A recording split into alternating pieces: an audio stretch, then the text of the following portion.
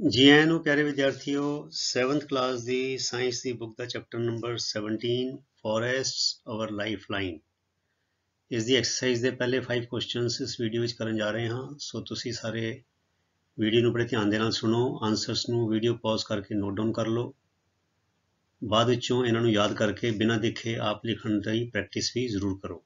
ਸੋ ਆਓ ਸ਼ੁਰੂ ਕਰੀਏ। पहला क्वेश्चन है fill in the blanks. So animals help plants in the dispersal of seeds. Dispersal होंदा है खिलारना, डिस्ट्रीब्यूट करना।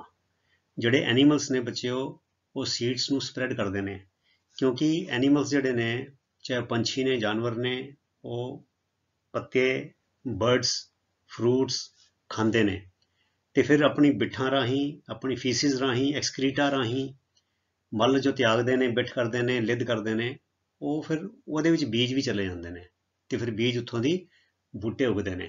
ਸੋ ਇਸ ਤਰ੍ਹਾਂ ਜਿਹੜੇ ਐਨੀਮਲਸ ਨੇ ਉਹ ਫੋਰੈਸਟ ਦਾ ਫੈਲਾਅ ਕਰਦੇ ਨੇ, ਉਹਦੇ ਬੀਜਾਂ ਨੂੰ ਖਿਲਾਰਦੇ ਨੇ, ਠੀਕ ਹੈ, ਤੇ ਉਹਦੇ ਨਾਲ ਹੋਰ ਨਵੇਂ-ਨਵੇਂ ਪੇੜ ਉਗਦੇ ਨੇ। ਅਗਲੀ ਗੱਲ ਇੱਥੇ ਆਕਸੀਜਨ ਆਏਗਾ। Oxygen gas is released by plants during photosynthesis. Photosynthesis is the process in which with the help of chlorophyll and sunlight plants make food for themselves। ਤੇ ਜਿਹੜੇ ਉਹ ਫੂਡ ਬਣਾਉਂਦੇ ਨੇ ਫੋਟੋਸਿੰਥੇਸਿਸ ਦੀ ਜੋ ਬਾਇਓਕੈਮੀਕਲ ਰਿਐਕਸ਼ਨ ਹੈ ਉਹਦੇ ਵਿੱਚ ਆਕਸੀਜਨ ਗੈਸ ਨਿਕਲਦੀ ਹੈ, ਹਵਾ ਵਿੱਚ ਛੱਡੀ ਜਾਂਦੀ ਹੈ, ਅਸੀਂ ਸਾਹ ਲੈਂਦੇ ਹਾਂ, ਜਾਨਵਰ ਸਾਹ ਲੈਂਦੇ ਨੇ, ਉਹਦੇ ਵਿੱਚ ਸਾਨੂੰ ਆਕਸੀਜਨ ਦੀ ਲੋੜ ਹੁੰਦੀ ਹੈ, ਠੀਕ ਹੈ।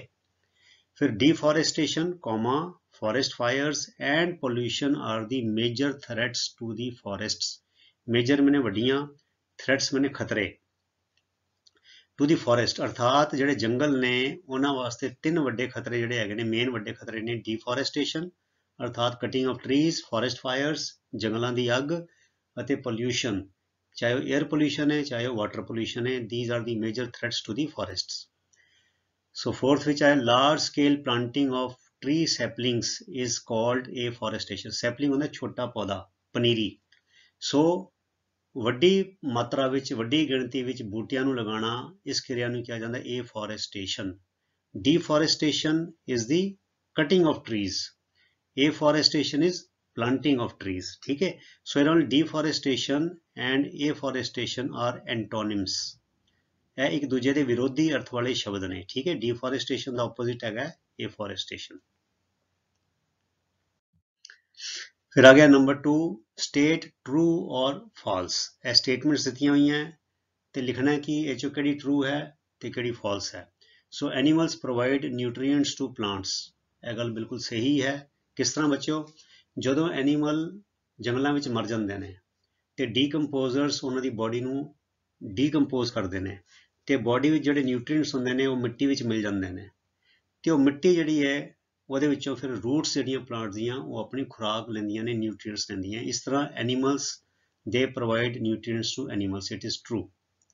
फिर है the forest cover in India is only 15% of its total land area, नहीं इट इज 21%, ठीक है।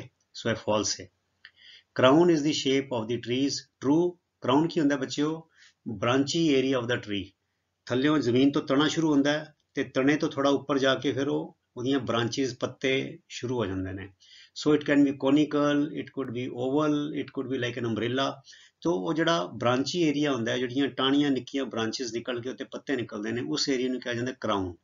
ਸੋ ਕਰਾਊਨ ਤੋਂ ਸਾਨੂੰ ਟਰੀ ਦੀ ਸ਼ੇਪ ਦਾ ਪਤਾ ਲੱਗ ਜਾਂਦਾ ਹੈ, ਠੀਕ ਹੈ। So crown is the shape of the trees, true, ਠੀਕ ਹੈ। Deforestation is cutting of trees to clear area for building houses and farming, ਠੀਕ ਗੱਲ ਹੈਗੀ ਹੈ। ਡੀਫੋਰੈਸਟੇਸ਼ਨ ਦਾ ਮਤਲਬ ਕਟਿੰਗ ਆਫ ਟਰੀਜ਼। ਟਰੀ ਕਿਉਂ ਕੱਟ ਕੀਤੇ ਜਾਂਦੇ ਨੇ? ਕਿਉਂਕਿ ਲੱਗਦਾ ਇੱਥੇ ਕੋਈ ਫੈਕਟਰੀ ਬਣਨੀ ਚਾਹੀਦੀ ਹੈ, ਇੱਥੇ ਸੁਸਾਇਟੀ ਬਣਨੀ ਚਾਹੀਦੀ ਹੈ, ਇੱਥੇ ਘਰ ਬਣਨੇ ਚਾਹੀਦੇ ਨੇ, ਜਾਂ ਉਹਨਾਂ ਨੂੰ ਲੱਗਦਾ ਕਿ ਇੱਥੇ ਪੇੜ ਵੱਢ ਕੇ ਇੱਥੇ ਕਣਕ ਬੀਜ ਦਿਓ, ਮੱਕੀ ਬੀਜ ਦਿਓ, ਗੰਨੇ ਬੀਜ ਦਿਓ, ਖੇਤੀ ਕਰੋ। ਸੋ ਫਾਰਮਿੰਗ ਖੇਤੀ ਵਾਸਤੇ ਜਾਂ ਘਰ ਬਣਾਉਣ ਵਾਸਤੇ ਜਿਹੜੇ ਪੇੜ ਕੱਟੇ ਜਾਂਦੇ ਨੇ ਉਹਨੂੰ ਡੀਫੋਰੈਸਟੇਸ਼ਨ ਕਿਹਾ ਜਾਂਦਾ ਹੈ, it is true. So deforestation takes place due to overgrazing, this is also true. Overgrazing ਜਦ ਲੋੜ ਤੋਂ ਵੱਧ ਕੈਟਲ ਜਿਹੜੇ ਡੰਗਰ ਨੇ, ਪਸ਼ੂ ਨੇ ਤੇ ਸ਼ੀਪ ਭੇਡਾਂ ਨੇ ਉਹ ਜਿਹੜੇ ਚਰਦੀਆਂ ਨੇ ਤੇ ਉਹਦੇ ਨਾਲ ਵੀ ਡੀਫੋਰੈਸਟੇਸ਼ਨ ਹੁੰਦਾ ਹੈ, ठीक है। आगे चलिए। फिर क्वेश्चन 3 है match column A with column B. Column A ਨੂੰ कॉलम बी ਦੇ ਨਾਲ ਮੈਚ ਕਰਨਾ ਹੈ। ਇਹ ਤੁਹਾਡੀ ਕਿਤਾਬ 'ਚ ਇਸ ਤਰ੍ਹਾਂ ਹੈਗਾ। सो अगे जाके अगली स्लाइड विच असीं इहनूं मैच करांगे। इट इज़ इतना मैच नहीं करता, ठीक है। आओ देखिए कितना करना मैच। सो इस तरह देखो इन्हें मैच करता। पहला जोड़ा है वो आएगा the, producers. Plants are producers. क्यों? क्योंकि जोड़े हर्बीवोर्स ने, फुल पत्ते पेड़ पौधे खाने वाले, सब्जियां खाने वाले जानवर ने, वो प्लांट्स तो वो लेंदे ने। ते फिर ओमनीवोर्स होंदे ने जोड़े घाह फूस भी खांदे ने, जानवर भी खांदे ने। फिर कार्नीवोर्स जानवर खांदे ने। अगर घाह फूस खाने वाले जानवर नहीं होंगे तो जोड़े मांस खाने वाले जानवर ने उन्होंने भी खाना नहीं मिलेगा। सो प्रोड्यूसरस ए सब तो पहले जिहड़ी हैगी है फूड चेन विच सब तो पहले प्लांट्स हैगे ने, because they produce food through sunlight and chlorophyll, ठीक है। तो दूजी गल, renewable natural source forest. Renewable क्यों है? क्योंकि असीं पेड़ नवे लगा सकते हैं तो फिर वो 10 साल बाद, 15 साल बाद, 20 साल बाद वो लकड़ तैयार होंदी है, बूटे तैयार होंदे ने, ठीक है। सो इट्स रीन्यूएबल है, ठीक है। एफॉरेस्टेशन का की मतलब है? Practice of planting trees on a large scale, अर्थात वड्डी गिनती विच वड्डी पद्धर ते पेड़ां नूं लगाना, उसकी जिहड़ी है क्रिया है उन्होंने एफॉरेस्टेशन किया जाता है, ठीक है। Removal of plants is deforestation. Plants को रिमूव कर दिता जाए उन्होंने क्या जाता है डिफॉरेस्टेशन, ठीक है। फिर आगे choose the correct answer. Part 1, which of the following is not a forest product. Plywood forest तो मिलती है, लकड़ा तो मिलती है। सीलिंग वैक्स यह भी लकड़ तो मिलती है, जंगलों तो मिलती है, फॉरेस्ट। कैरोसिन नहीं मिलता। कैरोसिन तो जमीन चों जो असीं पेट्रोलीयम कड्डदे हैं उधरों दी तैयार होंदा है। गम भी सानू फॉरेस्ट तो मिलती है। So kerosene is the product which is not a kerosene is the product which is not a forest product, ठीक है। A food chain includes producers and herbivores नहीं, कार्नीवोर का जिक्र ही नहीं है।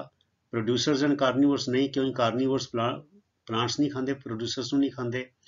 प्रोड्यूसर्स एंड डीकंपोजर्स नहीं, यह भी नहीं है। सो फूड चेन विच सारे आ जाते हैं। प्रोड्यूसर्स भी आ जाते हैं, हर्बीवोर्स किहड़े होंदे ने? जिहड़े प्लांट्स खांदे ने। कार्नीवोर्स किहड़े ने? जिहड़े मांस खांदे ने, ठीक है। जिद्दां हर्बीवोर दे विच आ गया गां आ गई, मझ आ गई, भेड़ आ गई, बकरी आ गई, घोड़ा आ गया, है ना। These mammals they are herbivores है वाले। तो कार्नीवोर्स किहड़े दूजे मैमल्स भी हैगे ने कि जिद्दां बाज आ गया, ईगल। फिर तुहाडा लूमड़ी आ गई, कुत्ता आ गया, शेर आ गया, बिल्ली आ गई, है ना। यह जिहड़े जानवर ने यह कार्नीवोर्स ने, ठीक है। ऑफकोर्स कुत्ता बिल्ली नूं असीं हर ओमनीवोर्स कह दिंदे हां, क्योंकि यह दालां सब्जियां भी खा लैंदे ने। बिल्ली भी दुੱਧ भी पी लैंदी है, होर चीज़ां भी खा लैंदी है, ते मांस भी खा लैंदी है। सो कार्नीवोर्स हैगे ने जिद्दां चीता हो गया, लेपर्ड हो गया, अपना लायन हो गया, शेर हो गया, यह कार्नीवोर्स हैगे ने, ठीक है। अगे चलिए। फिर आ गया bacteria and fungi act as decomposers. So bacteria and fungi जिहड़े ने वो डीकंपोजर का काम करते हैं, ठीक है। फिर microorganisms act upon the dead organisms to produce humus, ठीक है। ह्यूमस तैयार होंदा है। ह्यूमस विच बहुत ज़्यादा न्यूट्रीएंट्स होंदे ने, इहदे नाल प्लांट्स नूं खुराक मिलती है, ठीक है, न्यूट्रीशन मिलता है। फिर आ गया क्वेश्चन नंबर 5, मेरे पार्ट्स है वेरी शॉर्ट आंसर क्वेश्चंस, ठीक है। सो पहला क्वेश्चन की है, how much land area on the earth is covered with forest. अर्थात धरती के उत्ते कितना एरिया लैंड का हैगा, ਉਹਦਾ कितना पार्ट, कितना ਉਹਦਾ पोर्शन ਜਿਹੜਾ है वो फॉरेस्ट ਨਾਲ कवर्ड है। सो जवाब है about 1/3 of the land area on the earth is covered with forests. अर्थात धरती के उत्ते जिन्नी भी लैंड है उस लैंड का 1/3 हिस्सा जोड़ा है वो फॉरेस्ट है। About 1/3 of the land area on the earth is covered with forest, ठीक है। What is an ecosystem. Ecosystem की है? सो इस तरह की डेफिनेशन है, याद कर लेनी तुसी। लिविंग बींग्स माने जीव जंतु सारे, एंड देयर एनवायरनमेंट, और आसपास का वातावरण विच हवा भी आ गई, होर पौधे होर चीज़ां सारियां आ गई, वातावरण जिन्ना भी है, हवा वगैरह।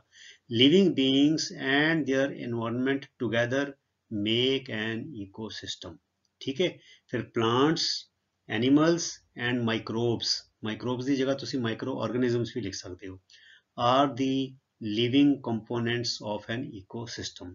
इकोसिस्टम दे लिविंग कंपोनेंट है ने। फिर हवा हो गई, पहाड़ हो गए, मिट्टी हो गए, ए नॉन लिविंग कंपोनेंट हो गए, ठीक है। फिर आ गया part 3, what is afforestation. So the process of planting tree saplings on a large scale is called afforestation. बड़ा सौखा है बच्चों याद करना, है ना, very short answer questions.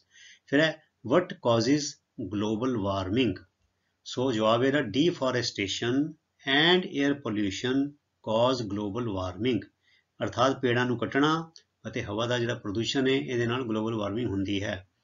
And increase in the overall temperature of ਦੀ ਅਰਥ is called global warming. Global warming ਹੁੰਦੀ ਕੀ ਹੈ, ਓਵਰਆਲ ਟੈਂਪਰੇਚਰ ਅਰਥ ਦਾ ਜਿਹੜਾ ਵੱਧ ਜਾਣਾ ਇਹਨੂੰ ਕਿਹਾ ਜਾਂਦਾ ਹੈ ਗਲੋਬਲ ਵਾਰਮਿੰਗ। ਸੋ ਐਸੀ ਪਿਆਰੇ ਵਿਦਿਆਰਥੀਓ ਤੁਹਾਡੀ ਚੈਪਟਰ 17 ਦੇ ਪਹਿਲੇ 5 ਕੁਐਸਚਨਸ, ਤੇ ਤੁਸੀਂ ਇਸੇ ਤਰ੍ਹਾਂ ਨੇਮ ਨਾਲ ਅਨੁਸ਼ਾਸਨ ਨਾਲ ਆਪਣੀ ਪੜ੍ਹਾਈ ਕਰੀ ਚਲੋ, ਤੇ ਅਗਲੇ ਵੀਡੀਓ ਤੱਕ ਲਈ ਗੁੱਡ ਬਾਏ। ਤੁਹਾਡਾ ਸਾਰਿਆਂ ਦਾ ਬਹੁਤ ਬਹੁਤ ਧੰਨਵਾਦ। ਰੱਬ ਰਾਖਾ। Thank you very much.